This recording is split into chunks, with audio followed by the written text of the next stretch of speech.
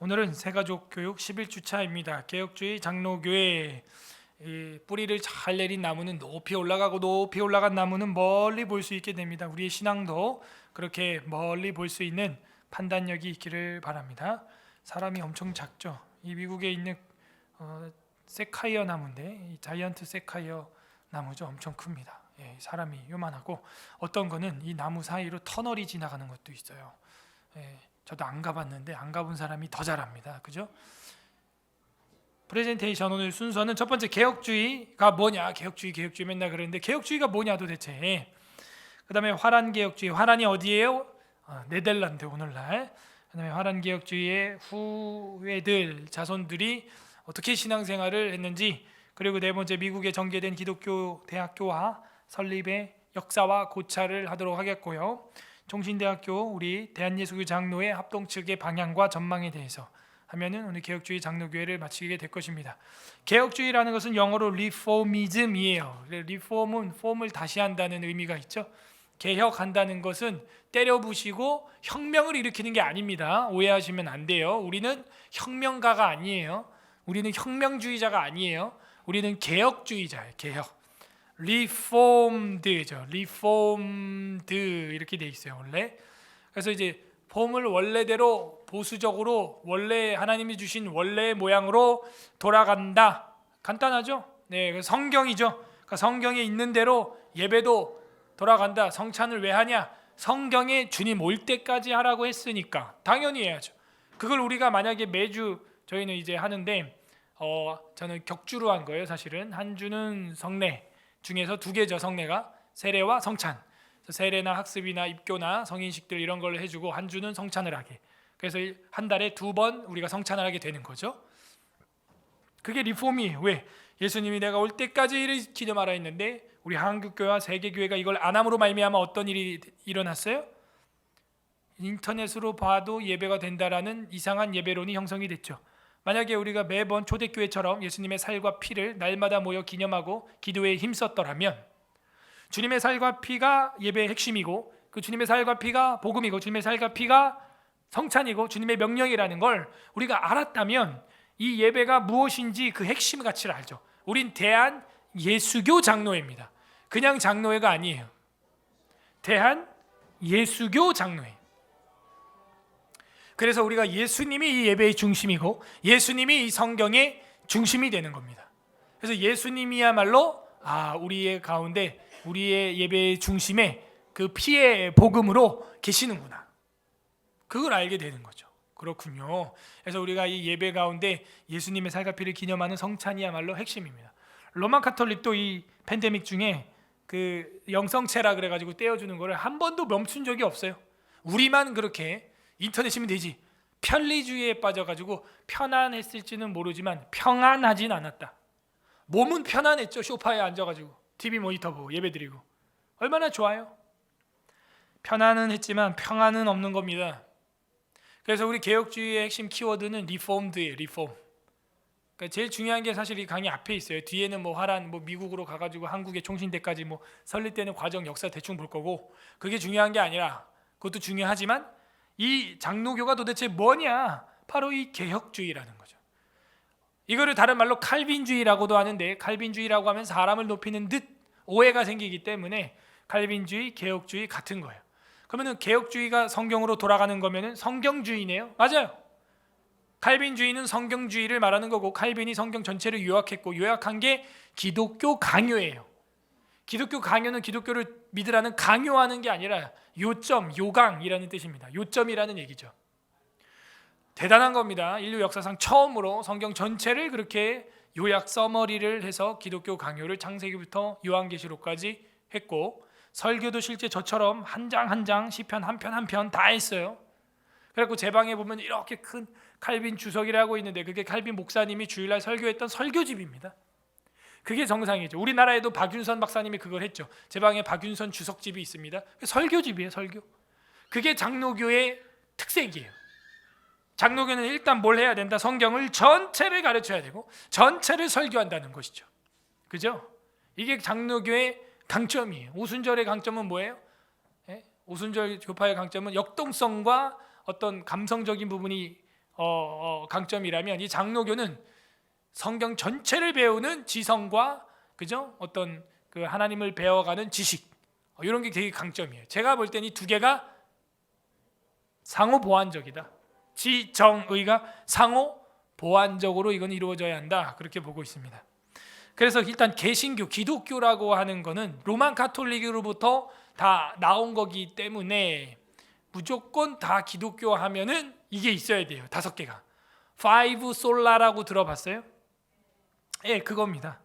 파이브 솔라라고 하는 것도 이제 믿어야 되고, 뭐 튤립이라는 것도 있어요. 그것도 믿어야 되고, 뭐 또 복음주의다 하면은 또 복음주의가 믿는 게 있는데, 일단 기독교라고 하면 이건 침례교, 장로교, 감리교 할 거 없이 거의 이게 다 그냥 공통이에요. 이게 이제 기독교라는 큰 어장이에요. 큰 바운더리, 그물이에요. 여기는 뭐 교파가 거의 차이가 안 납니다. 우리의 신앙은 오직 하나님께만 영광이 돼야 된다. 그죠? 그래서 하나님께만 영광되는 신앙생활하지 내가 잘났다 하면 이건 기독교가 아니에요. 두 번째, 오직 하나님 은혜로 우리가 구원받는다. 그렇죠. 은혜로 구원받는 거지 내가 해서 뭐 했다? 그건 기독교가 아니에요. 이단이에요. 펠라기우스라고 하는 이단이 옛날에 있었어요. 행위로 구원받는다. 내가 믿었기 때문에, 내가 이걸 행했기 때문에 이단이에요. 그 다음에 오직 성경 싫어하는 기독교인은 기독교인이 아니죠. 그래서 성경을 다 믿어야 됩니다. 여기 파이브 솔라 중에서 2개가 들어가 있죠. 3개가 들어가 있죠. 그리고 이제 만인 제사장직, 누구나 성경책을 다 봐도 된다. 옛날에는 사제들만 볼 수 있었어요. 누구나 성경을 다 봐도 된다. 만인 제사장직, 이제 너희가 왕 같은 제사장이요 그의 소유된 백성이고 거룩한 백성이고 하나님 것이다. 베드로전서 2장 8절 9절 거기 나오죠. 2장 9절. 그래서 이 만인 제사장직 우리 다 기독교가 인정합니다. 성례관, 세례와 성찬 2개예요. 그래서 우리는 매주 성례식을 합니다. 매주 예배에는 무조건 성례식이 있어야 돼. 성찬과 세례, 유아 세례 이런 게 있어야 돼요.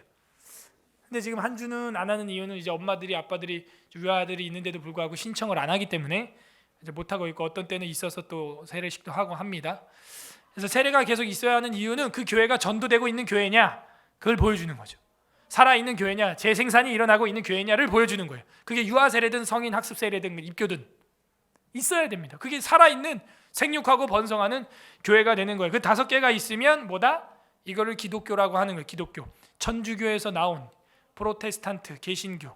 프로테스트라는 건 저항한 거죠. 우리는 이걸 믿는 거지 교황의 은혜나 교황 무오설이나 그 특정인만 성경을 보는 사제주의나 마리아교나 이런 건 우리는 안 따라간다 해서 종교개혁을 통해서 나온 1517년 종교개혁 이후에 이렇게 나왔다. 이거 다 포함돼요. 이거는 뭐 저희 교회, 순복음교회 뭐 할 거 없이 이거 부정할 기독교가 있어? 그건 기독교가 아니죠. 그 다음에 거기서 또 좁은 의미로 한번 파고 들어가 볼게요. 복음주의라는 게 있어요. 기독교 안에 복음주의는 성경에 관해서, 하나님에 관해서, 인간 예수 구원에 관해서 똑같이 믿어야 복음주의라고 합니다. 에반젤리즘인데 이게 복음주의 뭐냐면 첫 번째 성경에 관해서 성경은 하나님의 영감으로 됐고 구원으로 인도하는 온전한 지침이다. 오직 성경 그 얘기예요. 그 다음에 하나님에 관해서는 어떻게 믿어요? 창조주고 하나님이 어떻게 존재하고 있어요? 삼위일체로 있다 하는 것이죠. 삼위일체로. 거기 아이들 방에 들어가가지고요. 저기 석보미사님 애들 보고 문 닫고 다니라고 전체 광고 한번 해주시고 피아노 좀 조용하라고 해주세요. 찬양하는구나.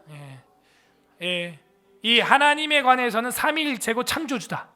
이거에 대해서 부정하면 그거는 복음주의가 아닙니다. 그래서 하나님은 전지전능 창조주고 삼위일체다.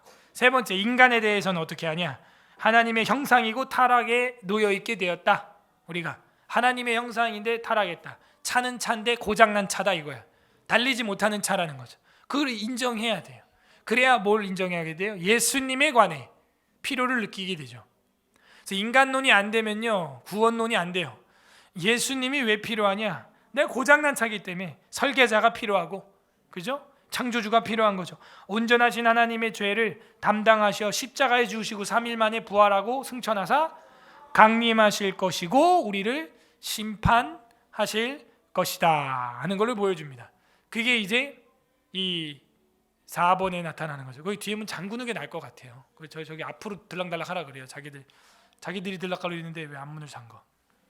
자, 그래서 예수님에 관해서 온전하게 하나님의 죄를, 하나님으로서 인간의 죄를 담당하셨고 십자가에서 죽으시고 3일 만에 부활했고 다시 올 것이다. 5번째, 구원에 관해서는 그리스도로 구원을 얻고 사랑으로 열매 맺는 삶을 우리는 살게 된다. 구원은 다른 이름으로는 구원받을 수 없다. 이 절대성이죠. 굉장히 폐쇄적으로 느껴질 수 있는데 모든 진리는 다 절대적입니다. 그래서 그리스도를 구원으로 얻고 예수를 통해서 구원받을 수 있고 사랑으로 열매 맺는 삶.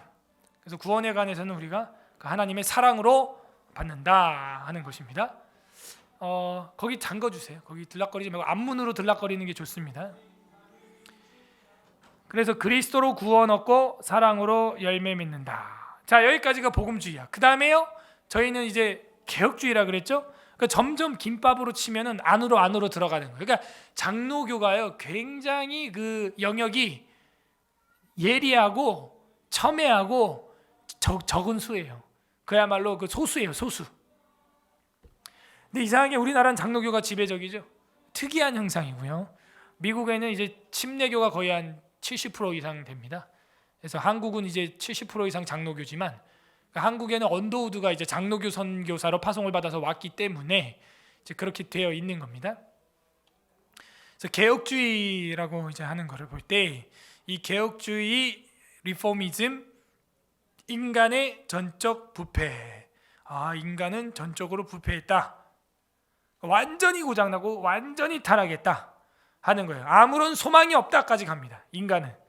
그래서 인간은 다 죽으면 지옥 가요. 예.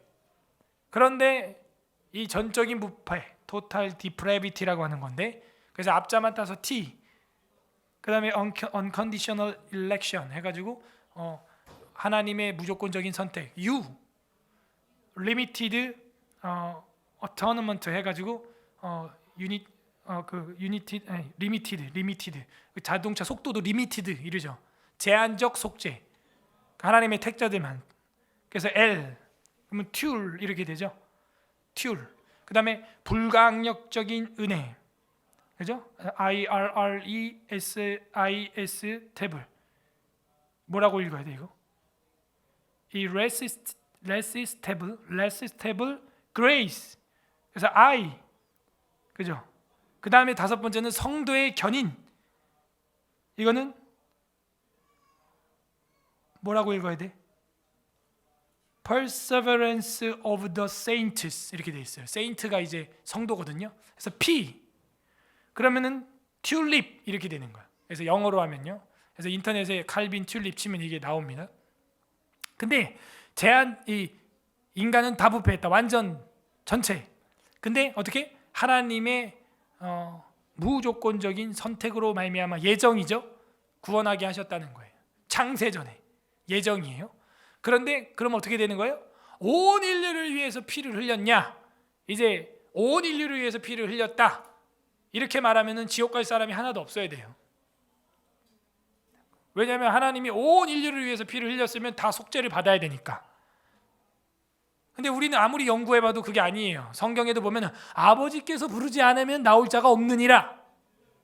제한 속죄, 선택이에요. 선택을 통한 제한 속죄란 말이에요. 제한 속죄. 하나님이 선택했죠, 그죠? 그리고 교회도 심지어 초대받은 자는 많은데 택함 받은 자는 적어요. 여기 왔다고 또 다 택함도 아니에요. 초대만 받았을 뿐이에요. 그래서 이 제한적 속죄라는 거예요. 만약에 온 인류를 위해서 주님이 피를 다 흘렸으면 다 구원받아야 됩니다. 교회 안 나와도, 교회 안 다녀도, 예수 안 믿어도, 밖에 있어도 다 천국 가야 돼. 근데 그게 아니라는 거예요. 제한 속죄라는 거예요. 하나님이 택하셨고 주님 앞에 나와서 믿는 자, 그죠? 그 사람만이 속죄를 받게 돼 있어요. 우리가 기도할 때는 어떻게 하냐? 온 인류의 택자를 위하여 피 흘리신 주님, 이렇게 기도할 수 있죠. 그리고 온 인류가 돌아오기를 바라기는 하시죠. 주님이 바라기는, 여러분도 바라는 게 있죠, 자식한테. 근데 그렇게 다 돼요? 다 안 돼요. 하나님이야 뭐 다 천국 가면 좋겠죠. 근데 인간이 타락하고 마귀와 합작을 하고 이 인격체라, 독립적 인격체. 아니 천사도 대항하고 투항하고 덤비는데 하나님한테 대항하고 저항하고 덤벼서 마귀가 됐는데요. 그래서 이 인간의 인격체에 대해서 굉장히 독립적이고 어떻게 생겼다? 하나님의 형상처럼 생겼다. 인간이. 여러분 자식이 머리 커서 엄마 아빠 나한테 해준 게 뭐 있어라고 말한다. 그렇게 사랑을 받아서 큰 놈들이. 이게 인간이에요. 그렇게 무서운 거예요. 인간이라는 존재가 굉장히 주체적이고 독립적입니다. 그래서 하나님이 택한 자만 믿게 돼 있고 그건 하나님의 전적인 은혜죠. 그래서 불가항력적인 은혜다 하는 거예요. 은혜. 이거는 막을 수 없어요. 왜? 하나님이 택자는요 어떻게 해서든 돌아오게 돼 있어요. 이게 불가항력적인 은혜예요. 그죠? 돌아오는 거예요. 그리고 나서 성도의 견인은 이게 레카가 끌고 가는 견인이 아닙니다. 참을인자, 참을인. 참을 견자예요 이게. 그래서 진짜 구원받은 사람은 어떻게 된다고요? 참고 참아서 구원을 이루게 됩니다. 참고 참아서 인내하게 돼요. 뭐에도, 핍박에도, 박해에도 참고 참아서 구원을 받게 돼 있어요. 그게 견인이에요. 견인은 끌고 간다는 게 아니에요. 인내한다는 인내. 그죠? 그래서 하나님께서 진짜 택자라면 어떤 상황과 핍박과 박해에도 인내하는구나 까지 해가지고 앞에 10개와 여기 이 5개까지 다 믿으면 개혁주의라고 하는 거예요. 아셨죠? 이제 우리 교회에서 여러분 개혁주의 신학입니까? 우리는 개혁주의 신앙인입니다. 개혁주의입니다라고 하면 앞에 10개, 5개 하고 그 다음에 요 5개, 요게 노른자야. 우리 개혁주의에선. 그죠? 우리 개혁주의에선 요 튤립, 요게 노른자예요. 5 솔라나 뭐 그런 복음주의 5대 신앙 같은 건 대부분 교회는 다 믿어요. 근데 우리는 이것까지 믿는 거예요. 여기서 이제 알미니우스 쪽으로 가게 되면은 바뀝니다. 이게 아니 무슨 하나님이 택하냐? 하나님이 온 인류를 위해서 피를 흘렸고 내가 교회 나와서 회개하고 믿어야 천국 가는 거 아니냐? 자, 이래 버리면 어떻게 돼요? 내가 믿었다. 내가 교회 나왔다. 그럼 그 구원에 있어서 나의 공로도 0.1%라도 깃털만큼이라도 포함이 되는 거란 말이에요. 그 고백이. 그러므로 우린 그런 고백하지 않아요. 나의 나 된 것은 오직 전적인 하나님의 은혜입니다. 여러분이 여기 앉아 있는 것도 그게 우리 고백이에요. 아니 그럼 우리 자유의지는 어디 있느냐? 자유의지는요 일반적으로 다 가지고 있지만요 이 구원에 있어서는 자유의지가 들어가면 안 됩니다. 구원에 있어서는 하나님의 강력한 오른팔로 끌어내는 거죠. 구원은 요셉이 구덩이에 빠져 있을 때 자유의지로 못 나오는 거예요. 그걸 꺼내준 걸 구원이라고 하는 거지. 내가 기어 나올 수 있을 것 같으면 그게 무슨 구원이에요? 내 힘으로 나가는 거죠. 그러므로 하나님께서 무조건적인 선택으로 말미암아 택정하고 작정하고 결정해서 제한 속죄로 그 택자들을 구원해 주셨고 그걸 불가항력적인 하나님의 은혜고 그 구원받은 자는 구원 안에서 어떤 핍박이 와도 인내하고 견디고 인내한다. 견인. 그렇게 되는 것입니다. 어떻게 조금 이해가 될 듯 말 듯 하세요? 이게 쉽지 않은데 이거 언제 알 수 있냐면 내가 이 은혜에 빠졌을 때 알 수 있어요. 내가 이 은혜에 콱 빠지면요 이 고백 아니고는 고백이 안 돼. 뭐 내가 무슨 온 인류를 위해 피 흘린 주님을 내가 붙잡게 되었다, 믿게 되었다. 내 인간 입장에서는 그렇게 표현은 할 수가 있어요. 하나님 은혜로 내가 몇 날 며칠 몇 년도에 교회를 나가게 됐다. 내 입장에서 인간 입장에서는 간증할 때 제가 이래서 예수 믿게 됐고 제가 이래서 서울 에스라교회 가게 됐어요. 말은 할 수 있지만 결국에는 그렇게 가게 된 거, 있게 된 거, 오게 된 것도 믿게 된 것도 이게 다 하나님의 택하심이었다는 거죠. 그죠? 그거를 우리가 이렇게 고백을 하는 겁니다. 왜? 성경 에베소서 1장에 그렇게 고백을 하니까. 성경 로마서에서 요한복음에서 그렇게 고백을 하고 예수님이 선포하시니까. 아버지께서 부르지 않은 자는 내게로 올 수 없다. 내 양은 내 음성을 듣게 되어 있다. 그죠? 작정한 자는 다 보내주신다. 창세전에 주님이 뜻대로 계획하고 예정하사 우리를 그 안에서 주의 친백성 되게 하시고 신령한 복을 주시고 주님이 작정대로 계획대로 인도되었다. 에베소서에 나온 거예요. 그러니까 에베소서는 감옥에서 쓴 거니까 마지막 신앙이 완숙도가 올라갔을 때 나오는 신학이죠. 여러분도 신앙에 완숙도가 올라가면 이런 고백이 안 나올 수가 없어요. 그래서 이 기독교와 로만 카톨릭의 차이를 보면요 기독교는 오직 성경, 근데 로마 가톨릭은 전통을 중요시 여겨서 옛날 그거 그대로 치렁치렁 다 하고 있는 거예요. 사실은 저도 성찬할 때 어떤 날은 이제 성례식 때 가운 안 입는 날도 있어요. 자유합니다. 최대한 이제 정장을 하고 할 수 있으면 또 예복으로 이제 그 가운도 입기도 하고 하는데, 그 가운에 무슨 신령한 힘이 있거나 그런 게 아닙니다. 하나님 앞에서 예복을 단아하게 입은 거예요. 아니 그게 뭐가 단아해요, 목사님? 굉장히 품도 넓고 막 이렇게 축 늘어져서 주름도 많이 갔더만. 근데 그 이유를 여러분 알아야 돼요. 1517년 종교개혁이 일어날 때 목회자들이 그 옷을 입었다고, 제가 오늘 오전에 입었던 걸 입었다고 생각해봐요. 굉장히 단순한 색깔입니다. 그 색 그대로예요. 로마 가톨릭 교황이 입은 옷 생각해봐요. 사제들이 입은 옷 생각해봐요. 황금 면류관에 막 치렁치렁 띠에다가 뭐 향에다가 뭐 지팡이에 뒤에 막 날개 따로 있고, 그런 거에서 개혁해서 나온 게 저 검은색 단아한 그 가운 하나입니다. 그냥 그래서 그거는 뭐 입을 때도 있고 안 입을 때도 있고 자유합니다. 우리 개혁주의 신학 목회자들은. 그들은 이제 로마 가톨릭은 근데 너무 전통을 중요시 여기다 보니까는 성경과 별로 일치되지 않는 것도 비본질을 본질로 여기는 그런 일이 있었죠. 오직 믿음 하는 것은 믿음과 행위.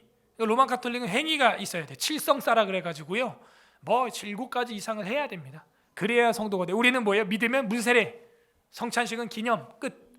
근데 거기는 뭐 견진부터 해가지고 뭔사 뭐 많아요. 우리 믿음으로 말미암아 그냥 구원 받는 거예요. 그리고 기독교는 오직 은혜입니다. 근데 이 로마 가톨릭은 은혜와 공로. 그래갖고 죽은 사람이 지옥과 천국도 안 가고 연옥에 들어가 있고, 살아있는 유가족들이 기도함으로 공을 들여가지고 면제부를 사가지고 그 영혼이 그렇게 공이 많이 들어가면은 천국으로 올라가고, 공이 모자르면은 지옥으로 떨어진다는 거예요. 기독교는 오직 그리스도인데, 이 사람들은 마리아, 성인들, 뭐 요셉상, 무슨 성 스테반, 노스 뭐 이런 거를 막 성상을 만들어 가지고 집에 갖다 놓고 섬기고 기도도 심지어 하고 그렇게 합니다. 오직 하나님께 영광인데, 하나님과 성인들과 교회 성직자들한테 영광을 돌립니다. 그래서 우상 장사를 또 하고 있는 거예요.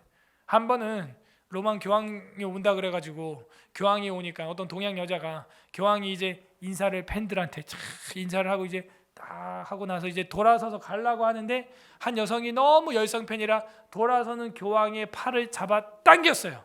그때 교황이 어떻게 했을까요? 아유 막 이러면서 때렸어요, 그 사람. 그리고 나중에 대국민 사과를 했죠. 그러니까 교황 무엇을 웃기지 마. 난 때린 적은 없어, 성도들. 목사님 해가지고 막 아유 나 이렇게 한 적은 없어. 그러니까 얼마나 그 히스테리가, 그 노총각 그 히스테리가 센지요. 교황이 장가를 안 갔어요. 그래갖고 그 노총각 히스테리가 호르몬이 막 폭발하는 거야. 그런 데다가 막 그러니까 장가를 가라고. 장가를 왜 이 노총각 히스테리 부리고 난리야. 교황 무엇을, 그게 아직도 버젓이 있습니다. 무호는 무슨 무호. 목사도 피곤하면요 실언을 해요. 뭐 로마서 14장, 로마서 4장 이래야 되는데 뭐 계시록 4장 뭐 이럴 때도 있고요. 엘리야인데 엘리사 막 이럴 때도 있고요. 성경만이 무호합니다. 그래서 리폼드예요. 성경주의예요. 개혁주의예요. 목사도 인간이라니까요. 전적 부패했다니까요. 자, 굉장히 중요한 거 다 끝났고요. 이제 어떻게 우리 교회 장로교가 이렇게 세워졌고 대한민국에 세워졌는지 보면, 먼저 이제 종교개혁이 스위스 제네바에서 일어났는데, 이제 거기서 네덜란드 쪽으로 피난을, 종교의 자유를 찾아서 가게 됩니다. 그때 그 네덜란드 쪽으로 간 개혁주의자들이 딱 3가지 책을 들고 도망을 갑니다. 너무 긴박하기 때문에 성경, 그 다음에 시편 찬송가, 그 다음에 웨스트민스터 신앙고백서, 딱 3개예요. 우리 교회 다 있죠. 여러분 정확한 거야. 그러니까 피난 갈 때 딱 이 3개가 있으면 어디를 가든 교회를 세울 수가 있어요. 정확한 교리로 믿어 나갈 수가 있어요. 반대로 생각해봐요. 이 3권의 책이 없이 여러분이 무인도에 떨어졌다. 여러분 신학은 거의 이단 비슷하게 될 겁니다. 기준이 없어요. 뼈대가 없기 때문에, 진리와 교리와 윤리가 없기 때문에 이 3개가 굉장히 중요한. 그래서 그 사람들의 사상적 기원과 우리 화란 개혁주의, 네덜란드 개혁주의의 역사를 좀 살펴보도록 하겠습니다. 이 사람들은요 진리를 지키고 교리를 지키고 성경에 근거한 믿음 생활을 해야 한다. 그래서 심플 처치, 이 세 개면 된다. 이 세 개도 배우기가 우리가 힘들어요, 사실은. 다 이해하면서 이거를 완전히 내 신앙으로 소화하는 게 이게 1, 2년 배운다고 되는 게 아닙니다. 이 사람들은 언제 시작이 된 거냐? 1517년 종교개혁 이후에 생각할 수도 있지만 그 근본을 타고 올라가 보면 형제단이라고 하는 사람들이 있어요. 그래서 이 화란 개혁교회의 사상은 그로테가 부친 그로테가라고 하는 그 집안으로부터 물려받은 한 채의 집에서 공동체 생활을 하면서 이렇게 신앙생활을 하게 된 거죠. 꼭 요즘 우리 교회 같죠.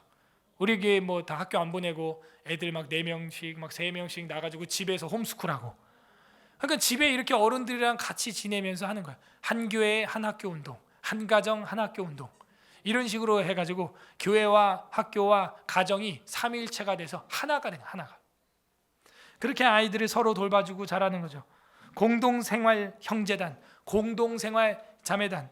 이 사람들은 1380년도부터 이렇게 신앙생활을 해온 사람들입니다. 이러한 종교적 풍토 속에서 어거스틴적 생각, 성 어거스틴이라고 우리가 보통 알고 있죠. 아우구스티누스, 그리고 프란시스칸인적인 그런 영성들, 그런 경건들, 프란시스적인 그런 신앙생활들, 이런 걸 종교개혁이 이제 전달이 되는 거예요. 이게. 그래서 종교개혁 때 이게 뼈대가 돼가지고 활약이 되게 되는 것입니다. 그래서 우리 칼빈의 종교개혁과 화란교회의 개혁운동은 이런 깊은 일맥상통하는 토대 위에 세워져 있다. 화란개혁주의의 역사를 보게 되면 목사님들이 등장을 하는데 핸드릭 콕이라고 하는 분이 있어요. 종교개혁 정신으로 우리는 돌아가야 된다 하면서 네덜란드 지역으로 이주해 와서 거기서 종교개혁의 원정신을 다시 일으키고 싶었어요. 연세대학교가 어디 언더우드 선교사 신학이 어디 있습니까 지금? 그죠? 그냥 완전 그냥 신학교라고 보지도 않아요. 연세대 누가 신학교로 봅니까? 연신대가 있긴 있지만 자유주의 신학이고 성경 그대로 믿지 않습니다. 그래서 어느 시대를 막론하고 원래의 그 관념으로 돌아가야 된다. 이게 폼을 다시 해야 된다. 리포미즘, 개혁주의. 그래서 핸드릭 콕 목사님도 그걸 주장했어요. 그래서 우리는 다시 웨스트민스터 신경이 있기 전에 도르트 신경이 있었거든요. 그래서 그 정신으로 돌아가야 된다.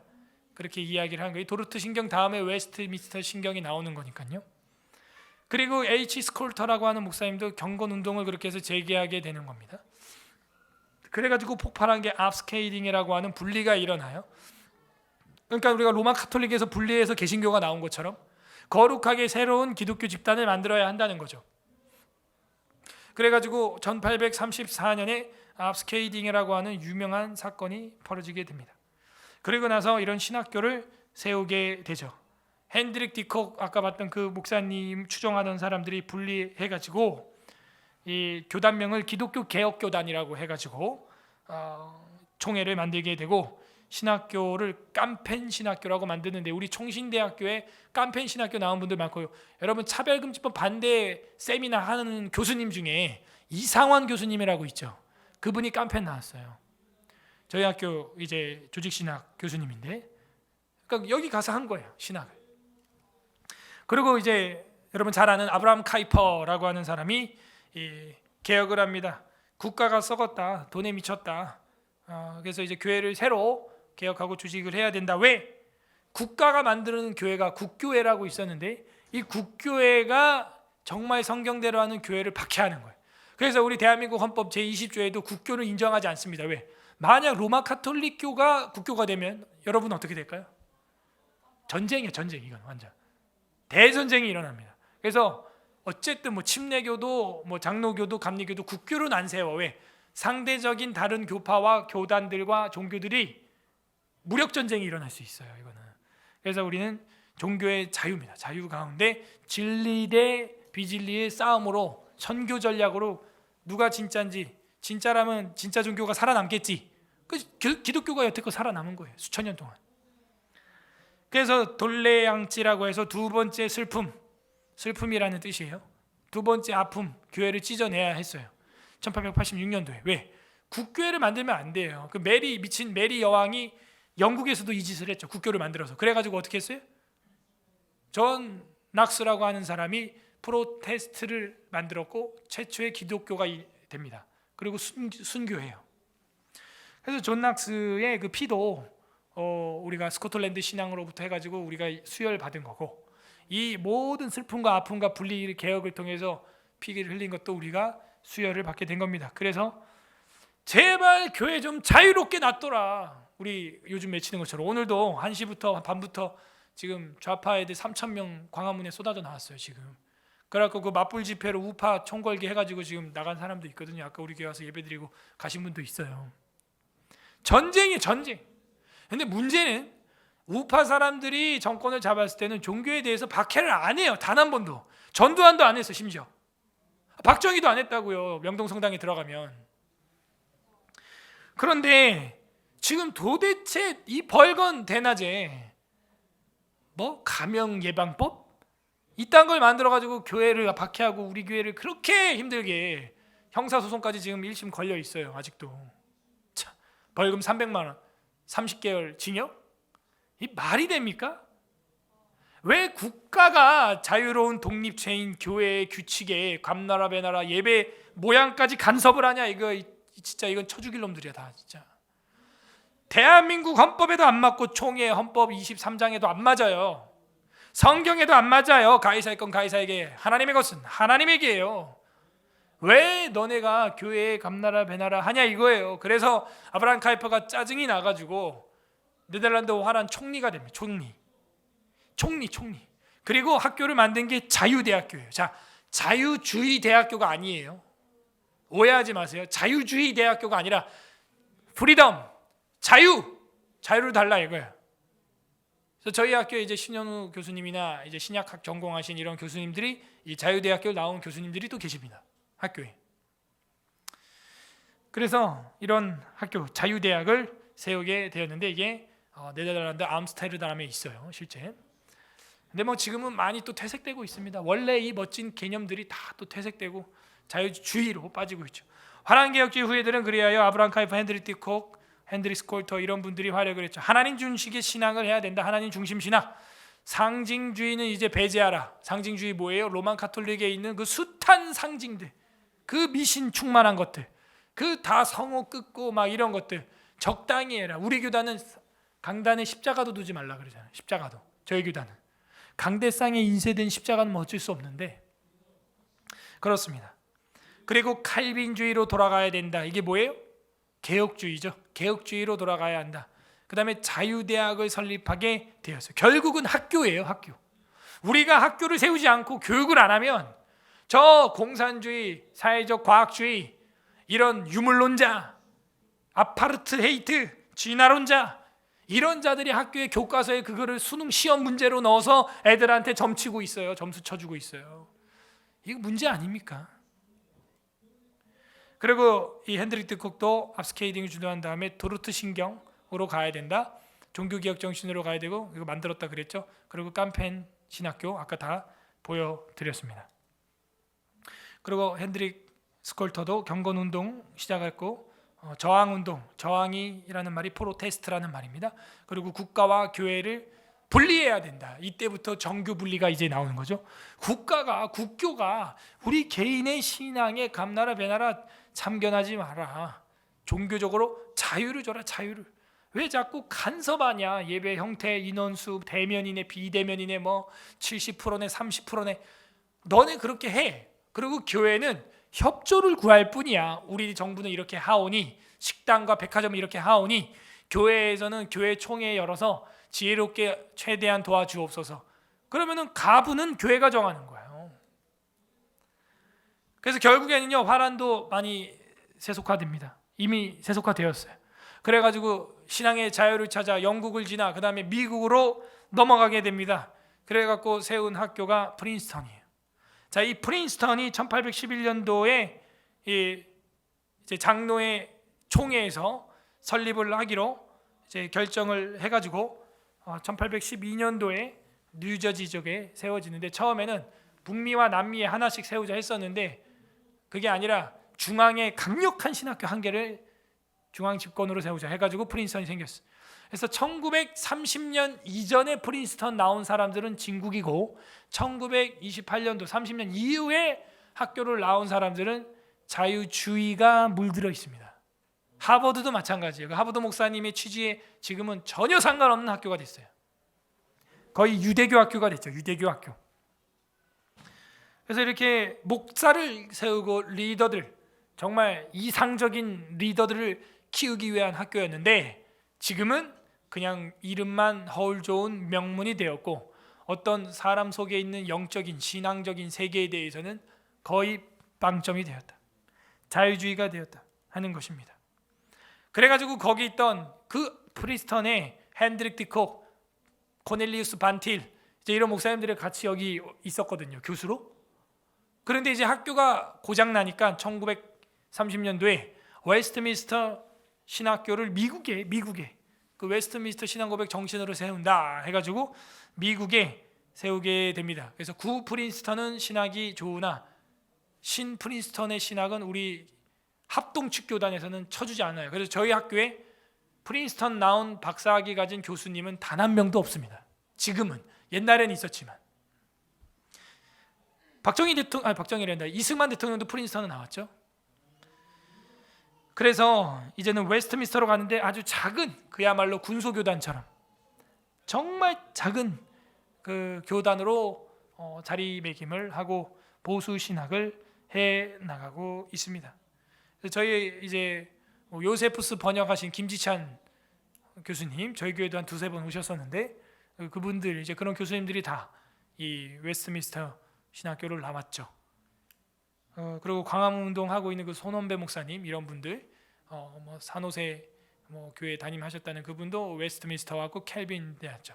이제 웨스트민스터 하다가 이제 여기 뒤에 이제 칼빈 신학교입니다. 여기는 또 칼빈 신학교가 있어요. 여기는 이제 핸드릭 디콕 목사님과 함께하는 학자들이 나와가지고 만든 게 여기 또 칼빈 신학교가 됩니다. 그리고 코넬리우스 반틸 박사님과 함께한 게 아까 봤던 웨스트민스터 신학교 그쪽으로 가게 되고 결국에는 나눠집니다. 저희 대한민국도 그렇죠. 처음에는 장로교 평양신학 장로회 하나였어요. 그런데 WCC에 가입을 하냐 안 하냐, 그죠? WCC가 뭐예요? 월드적인 크리스찬 커뮤니티인데 철치인데 그거에 로만 카톨릭이 들어와 있단 말이에요. 그래가지고 이걸 같이 하냐 안 하냐 해서 싸운 게 1950년대에 큰 싸움이 돼가지고 통합과 우리 합동으로 찢어지게 된 거예요. 그걸 찬성한 사람들은 저기 통합 광나루 신학교 장신대고 그걸 반대한 거는 총신대 저희 교단인 거죠. 결국엔 싫은데 찢어지기 싫은데 자꾸 그런 마귀의 공격에 홀딱홀딱 넘어가는 거예요. 그러니까 학교가 이렇게 나눠질 수밖에 없는 이유가 거기 있어요. 그리고 우리 교단에도 문제가 있었어요. 그래가지고 새로운 교단을 만든 게 합신대. 합신이 이제 박윤선 박사님의 신학을 따라간다. 그래가지고 저기 어디에 수원인가 어디 있어요. 작죠 거기는. 그러니까 그때 어떤 일이 있었는지 제가 안 살아봐서 모르겠지만 여러 가지 뭐 재정적인 문제, 교권적인 문제, 신학적인 문제 있죠. 저희 교단도요 신학은 개혁주의로 하고 목회 현장은 신비주의로 하는 데가 많아요. 그래서 우리가 좌로나 우로나 치우치지 않아야 한다 하는 것이죠. 칼빈대죠. 칼빈대 마크는 심장이에요. 왜냐하면 존 칼빈이 그런 고백을 했죠. 주님이 당장 나에게 심장을 원하시면 망설임 없이 지금 즉각 내 심장을 드리겠습니다. 이게 존 칼빈의 고백이었는데 그 이름대로 칼빈 신학교를 세우게 된 겁니다. 마크도 그렇게 만든 것이죠.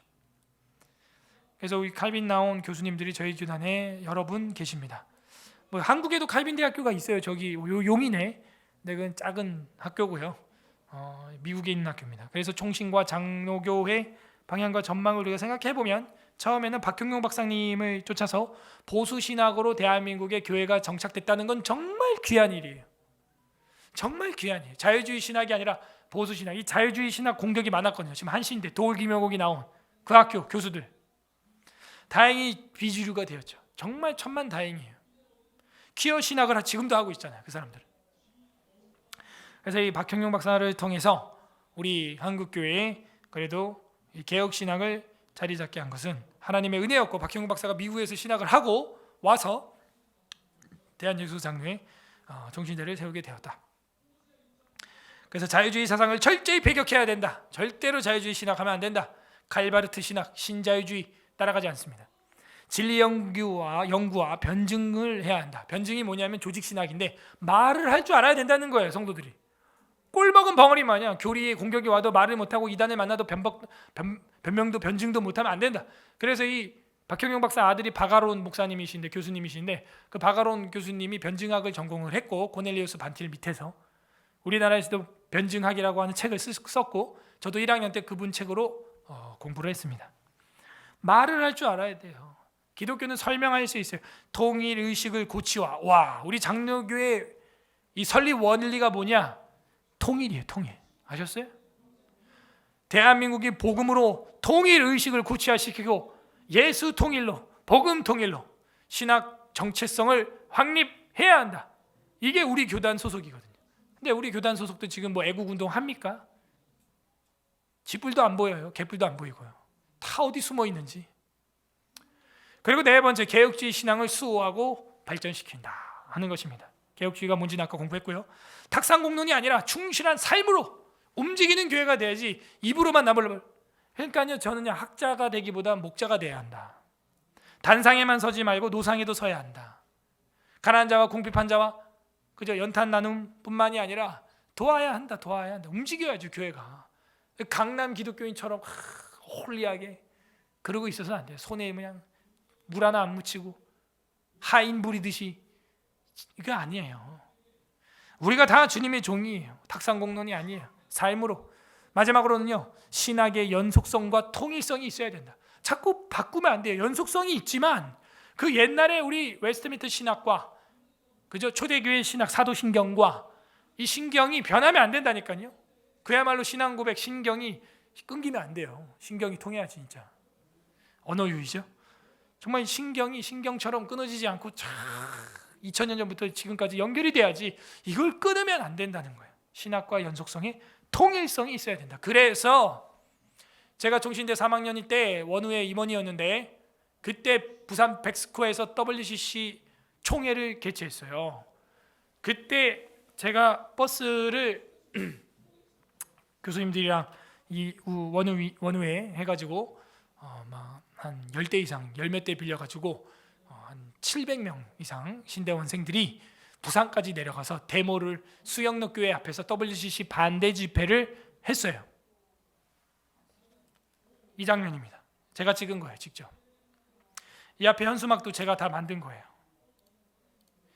종교다원주의를 지향하는 WCC를 반대한다.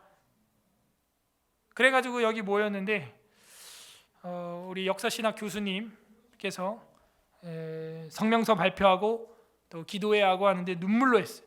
제가 이거 가지고는 안 되겠다. 그때 막 저도 그 앞에 한 10여 년 전에 월드컵 본 게 있어가지고 태극기 막 샥 이렇게 올리는 거 있잖아.